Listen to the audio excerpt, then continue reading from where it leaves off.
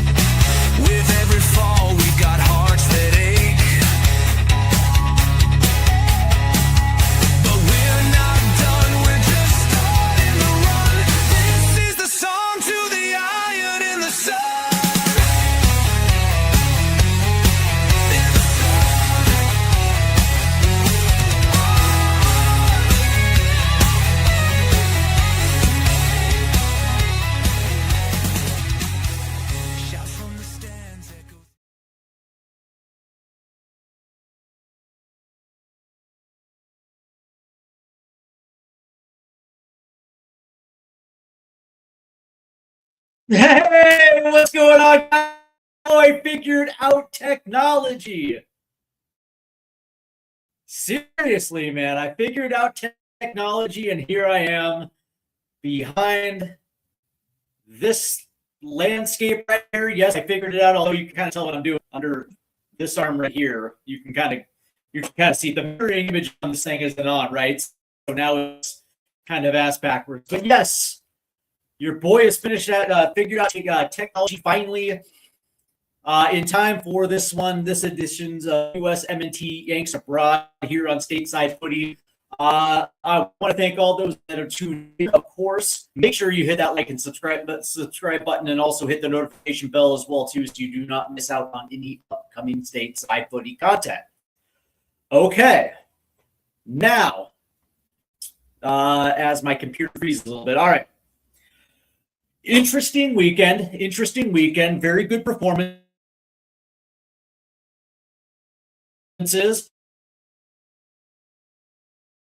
New additions also on the podcast as well. Don't need that. And I'm actually kind of happy about this, right? So from the striker perspective, yes, weekend. Flo Balogun, not so much, but Patrick Agyemang continues his hot start. And of course, Haji Wright had a hat trick to a point where now we're like, here's the thing. One performance doesn't necessarily make up the fact one has not exactly been great over the last couple of months, while the other one is kind of peaking at the right time. But our boy scored a hat trick. We got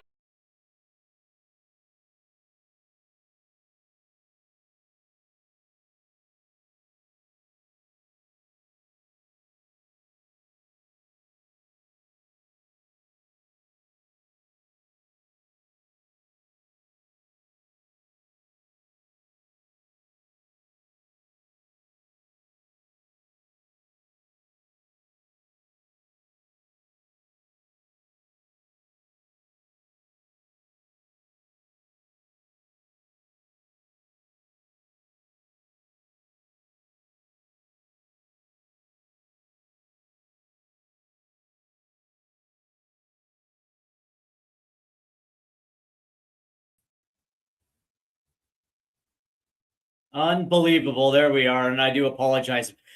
You know, the interesting thing about this is it looks like my OBS and StreamYard can't operate and they can't walk and chew gum at the same time. So I do apologize there. We're going to get this ironed out before the next time this thing happens. Good Lord, man. All right. So again, new guys make it onto the list. Not exactly the biggest list this week because there wasn't really that many good performances. So it's going to allow ourselves to have a few different conversations. And I think these conversations are absolutely, absolutely needed. We begin with the striker pool because we always begin with the striker pool. And of course, it's Patrick Agyemang and Derby County beat Swansea City 2-0. Agyemang played 88 minutes, scored a goal, had 3 shots, only 24 touches, 2 in the opposition box, not a lot. 4 of 8 of accurate passing, and then 6 of looks like 6 of 8 of accurate passing. Excuse me, and that was pretty much that's pretty much all she wrote for Patrick Agyemang. A good performance. There's no doubt about it was a good performance, but I only graded it out at a 7.5. But again, this is now the 4th time in 6 games that Patrick Agyemang has scored. And the interesting thing about this is I know that U.S. men's national team fans are looking at this and saying, well, maybe the gap between Major League Soccer and the championship has shrunk. To which I say, I don't think so. It's a difference between night and day, and especially at the top half of the championship. I want you guys to think about this for just a second now, because more or less the top 10 in the championship are teams that have come down from the Premier League in the last 3 years. At least 9 of these teams, some of them have gone back up. Most of them are still down in the championship. Some of those that have been promoted are coming from the bottom half of the championship. And the reason why I say this is because when teams go down, there's something that's called parachute payments. And parachute payments are usually about 40 to 45 million extra dollars going down, and it's designed so these teams can go back up. And essentially what that extra $45 million is for teams to keep some of their better players that they went down with. And generally speaking, usually teams in the top 10 have better attacks. They have, more or less have better defenses as well too. And from that standpoint, you're looking at a guy like Patrick Agyemang, who's actually performing against some upper echelon defenses in the championship. And so that's what actually kind of just a little bit more surprising. I didn't think Agyemang. I didn't necessarily rate. No, I wouldn't say I didn't rate him. I didn't think it was going to be like this. That's all I'll say. Like, I thought there was going to be purple patches, certainly, and this might be one of them. But to compare Major League Soccer to the championship, I wouldn't go there just yet. And I'll just say this, because Major League Soccer has the DP rule. And you do not really see teams using DPs on defenders. Generally speaking, they're strikers, they're cams, they're wingers, whatever the case may be. And when you look at about roster breakdown, usually some of the more cheaper, usually the more cheaper players on the team are generally young defenders, which is why there's a huge discrepancy between attack and defense in Major League Soccer, which is, obviously it was designed that way, right? Because Major League Soccer had to dumb down the sport, the Americans, because nobody can appreciate a 0-0 draw. So from that standpoint, I thought Agyemang could handle it, but he's exceeded my expectations without a doubt. Now, how does this compare to? How is this going to compare to the March camp and potentially World Cup 2026? I was speaking with a gentleman this afternoon who thinks all 4 are going to go, and I don't necessarily agree. I think there could be other positions where we could utilize an extra player. Me personally, I think I call them forwards, but I guess if you want to say 10s, you can say that as well too. And I just think it might be an opportunity to potentially bring an extra forward. That the only thing about bringing 4 strikers is, like, how is that 4th striker going to see the field? How is that 4th striker going to make an impact, let alone 3rd striker, for Christ's sake? But stranger things have happened. Greg says, I would rate the championship over MLS, but it's closer than it was 10 years ago. Okay. Fair. I don't think it's that close, really, to be honest with you. And the interesting thing about this, Greg, is that as long as there's parachute payments for teams going down from the Premier League are like at what, $45 million. The this year's salary cap in Major League Soccer is 6.425. Not even a comparison. But I do appreciate the sentiment. Let's talk about Haji Wright, because Haji had a monster in a 3-1 victory over Middlesbrough. Haji Wright scores a hat trick. He played 80 minutes, 3 goals on 5 shots. One of those was a penalty. 22 touches, 5 in the opposition box. It looks like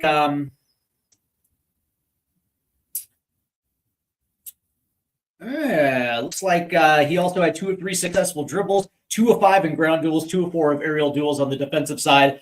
Good for a 9.5 rating. I wouldn't go so far. I wouldn't go as high as a 10, although if you guys classified his performance as a 10, fair enough. I'm not going to hold that one. And, to start the show, I was saying one game doesn't necessarily make a season. Haji Wright started the season on fire, and then he went 17 games in all competitions without a goal, and that was from essentially the October window where he scored twice against Australia all the way through January where he didn't have a goal or an assist. And he went on a very cold spell. And by the way, it coincided with Coventry losing pole position in the championship. And I think Middlesbrough has already overtaken them. The thing about this is, I don't think they're going to be carrying 4 strikers. I think they're going to be carrying 3. And the interesting thing about who is going to be that third striker. Now, certainly, the thing about Haji Wright that he has over Patrick Agyemang is if Mauricio Pochettino does decide to go back to maybe an attacking 3, he can also play on the left-hand side. He's got that in his locker. So he's got the multiple position angle, which certainly does bring some value. The reality is, I have a feeling that third striker is going to come down to who's hot at the right time is probably going to win that position. Who's going to be in form coming into the World Cup? And, if Haji Wright, by the way, if Haji Wright gets hot and secures automatic promotion for Coventry, chances are pretty good he's going to get that spot. But that being said, we also know that Mauricio Pochettino likes himself some Patrick Agyemang as well, too. And so you just never know how that one is going to turn out. But what I will say is that there's no doubt that Haji Wright had a great game. But again, you're asking me which player has been hotter in the moment. It's Patrick Agyemang. Agyemang currently right now is in form, and he's not in goals. And he's potentially going to deliver Derby County into a playoff spot, and which is surprising enough because, quite frankly, it's Derby County. Let's just understand that for a second now. All right, let's move to the forwards. Christian Pulisic made an appearance this weekend, and for that, I gave him a high rating. He only played 13 minutes in a 2-1 victory over. And to be honest with you, there's nothing really to talk about other than the fact that Christian Pulisic is back. There was a little bit of a muscle, and listen, I don't care about this. As long as he's healthy for the World Cup, I don't care. As long as he's healthy for the World Cup, I don't care what's going on right now with Christian Pulisic. I'd rather AC Bolan err on the side of caution. I would rather them err on the side of Kyle, knowing that Christian will be available for the World Cup. It's as simple as that. It's as simple as that. Let's turn to Wes McKennie. And they played 2 in the last couple days. Today, they And I listen, for those that are tuning in and you're seeing my screen kind of bleep in and out, this is the first time that I'm using a green screen. And listen, I'm going to have to upgrade my equipment, but listen, bear with me on this. Just bear with me. All right. Wes McKennie, plus 5-2 to Galatasaray. In it, Weston played a full 90. He actually got an assist on this one, 33-21 of accurate passes. Two of accurate long balls, 2 in the final third. He had 5 recoveries. That was good for a 7.5 rating. A couple days ago, Juventus lost 3-2 to Inter Milan. In that match, Weston McKennie had 2 assists. And so from that standpoint, essentially 3 goal contributions in 2 games, on top of the fact that he's probably the hottest American right now in Europe as we speak. His form is unbelievable. And of course, Juve are trying to look him up to a new contract. I don't think that's going to end up being the reality. I think there's going to be better teams that are looking at Weston McKennie and thinking on the high side, this is somebody that can play multiple positions and score multiple goals. But that being said, when looking at players that are in form heading into the March camp, Weston McKennie is certainly that dude. And from that standpoint, man, he's an unbelievable. Welcome, Rokas Pukstas. The young American makes the list for the first time. And let me tell you about this kid. He is unbelievable. He actually had himself a phenomenal game this weekend in a 2-0 win over Agyemang. And of course, for those that don't know, Rokas Pukstas plays for Hajduk Split in the Croatian league. He played a full 90. He scored a goal, and he also on 2 shots. He had looks like he had 48 touches in this one, 7 in the opposition. 23 of 29 of accurate passes, 5 over to the final third, 1 of 2 of accurate long balls. He's also 7 of 11 of ground duels. That was good for an 8.5 rating. Now, here's the interesting thing about Pukstas. Obviously, he's not a 2026 guy. He's going to probably be a 2030 guy, but in my estimation, though, Rokas Pukstas,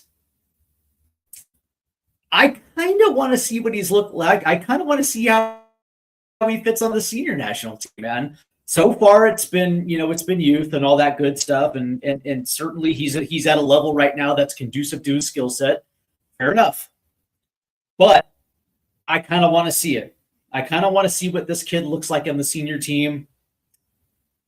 I don't think this is something that you want to bring. Listen, the March camp is literally a dress rehearsal for the World Cup. Pukstas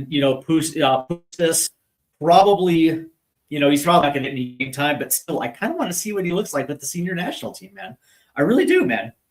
But this kid has been absolutely fantastic over the last couple of months. And let me just say that it's a pleasure actually having them in my rundown tonight. I always like it when young Americans overseas that are doing their thing. And listen, this kid from Hajduk Split is legit. We have AK Shegs who says hello. What's going on, AK? And of course, Machina Go. Machina. I'm sure you gentlemen are super excited for the North London Derby. Oh, I am. I will be there in person, by the way. I'm looking forward to that. All right. Let's turn our attention to Gianluca Busio as Venezia beat Cessna 4-0. Busio played a full 90. He scored a goal on a shot, 105 touches. 105 touches is unbelievable. 83-92 of accurate passes, 2 in the final third. 7 into the final third. 2 of 4 ground duels, 3 of 3 aerial duels. And again, it just proves my point that he's going to take Venezia straight back up to Serie A. And to be honest with you, I think it's time Busio gets a move in summer. I think he is proven everything that he can do for this Venezia team. By the way, I rated him out at 8.5. And that's another guy that you're going to have to keep an eye on when it comes to the March camp as well, too, because he's going to have to be on Pochettino's radar. I know he was in the the fall after he got hired. We didn't necessarily see a lot of him in 2025. It's good. I don't know, man. Like I kind of like Busio, man. I think Busio's quality. All right, let's turn to the CDMs. As Tanner Tessman and Olympic Lyon beat Nice 2-0. Tessman played a full 90. He had 75 touches, 62 of 65 of accurate passes, 7 into the final third. 1 of 2 of accurate crosses, 4 defensive contributions, 7 recoveries, 3 of 7 of ground duels. That was good for a 7 rating. And again, it's just the quality. It is the quality of Tanner Tessman that never dies. This dude is straight up good for a 7 rating every single week, which shows you that he is an above average CDM. And it wouldn't surprise me if Tanner Tessman within the next 2 years is playing in the Premier League. I shit you not. I really don't. He's that good. As of right now, I have him slated as a starter next to Tyler Adams in the starting 11, the first match of the World Cup. I really do. I think that's good. Aiden Morris actually had a pretty solid game, even though that they got blown out by Coventry 3-1. Morris did play a full 90. Did manage 2 shots on net, 112 touches, 81 of 89 of accurate passes, 12 into the final third, 2 of 2 of accurate long balls, 5 recoveries, 6 of 12 ground duels, and that was good for 7 rating as well too. And that's going to be an interesting one, right? Because I think right now I have 4 CDMs on the World Cup roster. The 3 of them are obvious: Tyler Adams, Tanner Tessman, Johnny Cardoso. The 4th, it's going to be interesting, man, because I have a sneaking suspicion that 4th is going to go Christian Milan. As of right now, even though that Aiden Morris has been solid, man, I don't think anybody can dispute the fact that that dude's a legit championship holding midfielder. But even on his own team, he seems to get overshadowed by Hayden Hackney. But Aiden Morris is solid. All right, let's turn to our wingbacks. As Jedi had a pretty strong performance this weekend as well too. Fulham did beat Stoke City 2-1, and he played full 90. He had 94 touches, 2 in the opposition box, 55 of 64 of accurate passes. 15 of those goes into the final third. 2 of 5 on accurate long balls. He did have 8 defensive contributions, 6 clearances, 8 recoveries, good for 7.5 rating too. And it's nice to see Jedi on the right side of 7 instead of on the back side of that. When he came back, he was literally the best player for at least a good solid 3 weeks. And then it kind of dipped a little bit, but now he's back. And Jedi is, again, another one of those guys who have to be in form come World Cup. He is a massive, massive player for this team, and he has to be in form, especially when you consider the 3-4-2-1 and the fact that he's going to have to hold width and he's going to have to track forward, track back. Yeah, 100%. This team is not going to be able to do with Max Armstrong. I'll just say it right now. All right, Timmy Weah, as Olympic Marseille drew 2-2 with Strasbourg. He played a full 90, had 56 touches, 20 to 34 of accurate passes, 5 into the final third, 2 of 3 of accurate long balls. He had 2 tackles, 5 clearances, 2 of 3 ground duels, 2 of 2 on aerial duels, and that was good for a 7 rating as well too. And this is actually kind of nice considering the last couple of appearances Timmy Weah has. I'm not going to say he didn't play well. Maybe it was the fact that Marseille didn't play well, and that kind of look what it was, or it literally just could be he just didn't have a couple good games. It is what it is, man. But Timmy Weah back at the 7, back on the 7s, and where he is, where he's supposed to. Machina Joe, by the way, says disclaimer: I love Trump 88s. Climate change is a hoax. We Aussies do the best burnout Pulisic is doing well in Italy. Croatia has a striker problem. Pulisic would be very useful for Croatia.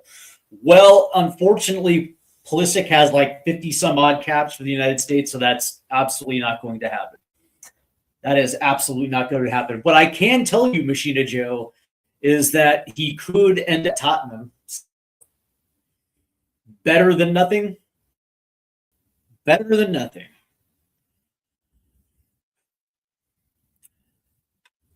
Pulisic would be very useful for Croatia on a U.S. men's national team podcast. And by the way, Christian Pulisic is right there on the right side of your screen.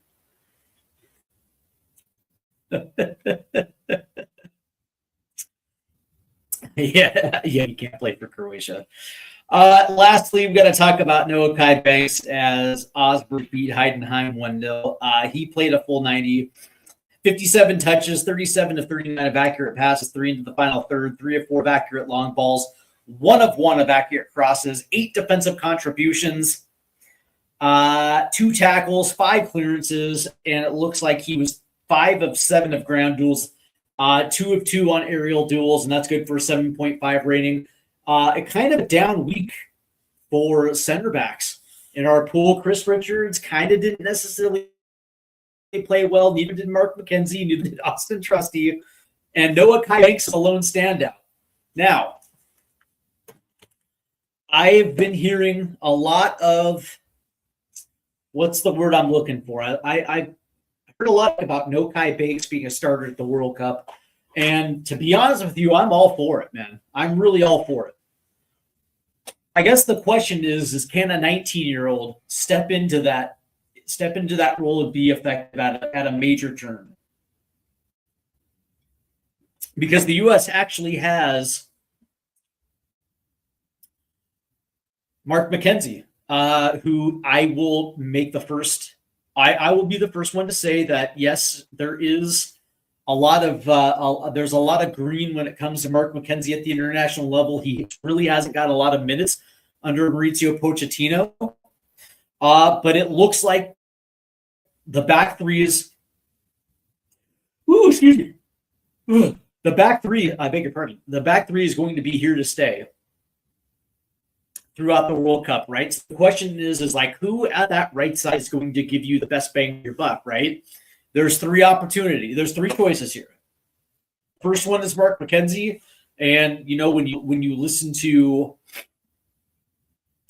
Tactical Manager, when you listen to 11 Yanks and some of these other guys, you know they'll tell you that a guy like Mark McKenzie should have been starting the entire time. Fair enough. This was at a time when we were playing a back four and we were only using 2 center backs, and Tim Ream was one of them. And it just seemed like it was Tim Ream every single day. Okay, whatever. Now we're in the back 3. Tim Ream's still going to be playing, but the idea is that Chris Richards moves from the right to the central area, and then that right center back position is wide open. And so is Mark McKenzie. It's also Joe Scally, who I actually think makes this team, if I'm being perfectly honest, right?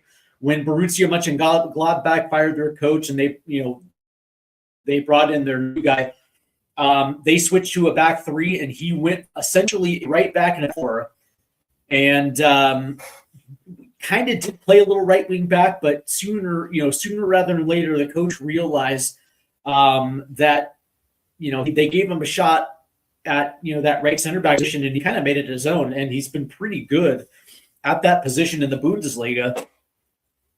Or you have a 19-year-old in Noah Kai Banks, who, quite frankly, has been good for like a month and a half, 2 months. And as this thing has steadily progressed, and as you watched it, Noah Kai doesn't look out of place in the Bundesliga. He looks good. He looks like he's actually kind of been there for a few years, and the dude isn't scared of anything. For a 19-year-old, he's playing with the right amount of bravado, with the right amount of, the right amount of cockiness. And all of a sudden now you're kind of looking at it thinking like, man, he actually just might be one of our 3 best center backs. And I think that is accurate. The only problem that I have with this is that if you bring him to March, okay, fair. March is dress rehearsal. So if you bring him in March, you got to play him. This is not going to be a situation where he's going to sit for 2 games. It does absolutely nothing for it. You actually have to see what it looks like. And I understand you're playing Belgium and Portugal. Not easy opponents. But that being said, he's got to start at least one of them. And you have to see what that center back pairing along that back three looks like, right? Especially a combination between Chris Richards and No Bakes, and whoever's playing as the right wing. You got to find out if there is any chemistry there. You find out if there's any continuity of whether those guys can play together. It matters. It matters. And if it looks good and if they play good, that's pretty much going to be your answer. A big part of me thinks that we're going to see potentially Joe Scally and Agyemang in that role. It wouldn't surprise me. And we're going to also know exactly what the center back situation is going to look like, whether it's going to be 5 or 6, and whether a guy like Miles Robinson comes along. And if Miles Robinson comes in, no Kai's probably not going to get any playing time. That would be an absolute travesty because, quite honestly, man, No Kai Banks blows Miles Robinson out of the water. It's not even close. It's not even close. So if you bring him to March, he's got to play. And if he plays well, that's your starter. I don't have a problem bringing a 19-year-old to a World Cup. I think we have seen teenagers in big international tournaments make a name for themselves. Maybe you guys are going to clown this one, but when we saw Lamine Yamal hit the stage under the brightest light Euro 2024, Arda Güler for Turkey, again under the brightest lights of Euro, can step into those situations. Can be trusted in major tournaments. Absolutely, teenagers could. And this could be an opportunity for a 19-year-old American center back to do the exact same thing, especially if he's a part of a team that gets to a quarterfinal. Without a doubt. Without a doubt. Not only does that help the U.S., but it also puts them in an amazing shop window to get a move potentially to a bigger club. Whether it's in the Bundesliga or whether it's outside the Bundesliga, who knows? Obviously, I can't tell. I can't predict far ahead. But what I can tell you is that it's not hard to envision a 19-year-old showing up at the World Cup and displaying his form and his talent. Wouldn't surprise me at all. As we get closer. As soon as I get back from London, I'm going to be doing a March roster breakdown and what I think that we're going to see in March. And it wouldn't surprise me if No Kai Banks is going to be. I'm also thinking about doing a super goofy, a super fun, all-time world roster for the U.S. men's national team. That's going to be fun as well, too. I'm going to be pulling names off of every World Cup roster since 1990. Maybe I'll go back to 1952. Maybe I'll do that, too. And see if any of those dudes, crack my 26-man all-time World Cup roster. That's what I'm thinking about doing. I don't know. I think it'd be fun. Let's see. The US's group in the World Cup is not hard. Australia's in your group. By the way, people shit on Australia. And Machina Joe, you did see what happened, what Australia managed to do last World Cup cycle, correct? You did see that, right? They also advanced out of their group and played Spain, and actually played Spain quite hard. That was no cakewalk for Spain. Yeah, they are same Paraguay, and it looks like it might be Turkey coming out of that Group C UEFA playoff. Could be. But that being said, I would agree with you. I don't think it's going to be hard. It's a group that we should win, and of course, if that gets to, if we do, it assures us at least safe passage to the round of 16, because obviously extended World Cup, you'll have the round of 32 and then the round of 16, where there's potential where we could face Spain in the round of 16. And that's where, I'll just say it right now. World Cup 2026 will be the best roster the U.S. has put out for a World Cup, without a doubt, in my estimation. Yes, when you look at some of our better World Cup rosters, 2002, maybe 2014, this one blows it out the water. The depth that this team, first and foremost, the coaching. That's like the first thing that you have to think about, the coaching, but also the depth, man. I think this might be the deepest World Cup roster I think we've ever had. Certainly, position by position, probably one of the best. So from that standpoint, man, I'm kind of looking at it. I know some people were looking at center back, but as we get closer, man, maybe not. Maybe our depth at center back isn't as bad as we think it is. And especially if, that young 19-year-old can come make it. We'll see. Yeah, we've had good American teams in the past. Yeah, for sure. I agree with you. 2002, we make it to a quarterfinal, and that was that roster was a mix of, third and a couple fourth cycle guys, and then a couple first cycle guys too. So I mean, it had that balance, that perfect balance of young and old, and that 02 team had a ton of leadership on it, right? When you think about, Brian McBride, and you had Claudio Reyna was on that one, and you think of Tony Miola was on it. Who else? Casey Keller was on it. There was a lot of good. I think Ernie Stewart was on that team. Like, there was a lot of good, solid veterans on that team. A lot of good young players as well too. As a matter of fact, that was Landon Donovan's first World Cup, and he was the young player of the tournament. So, 2014 was a good squad too.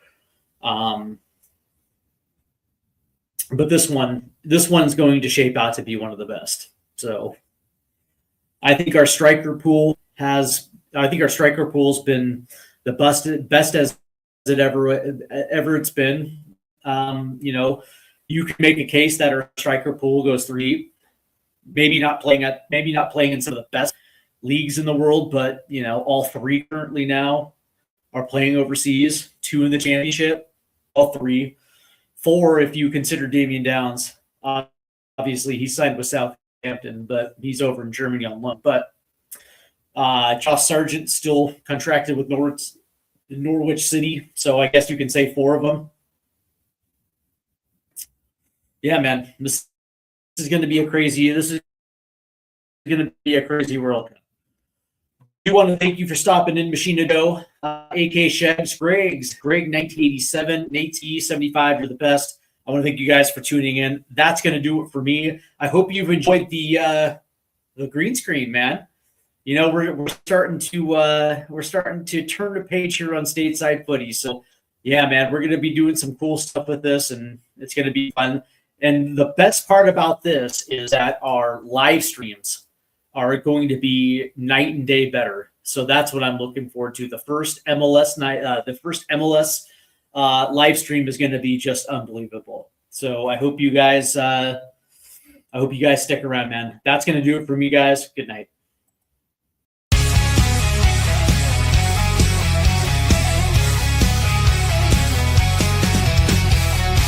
Rusted goalposts under fading skies.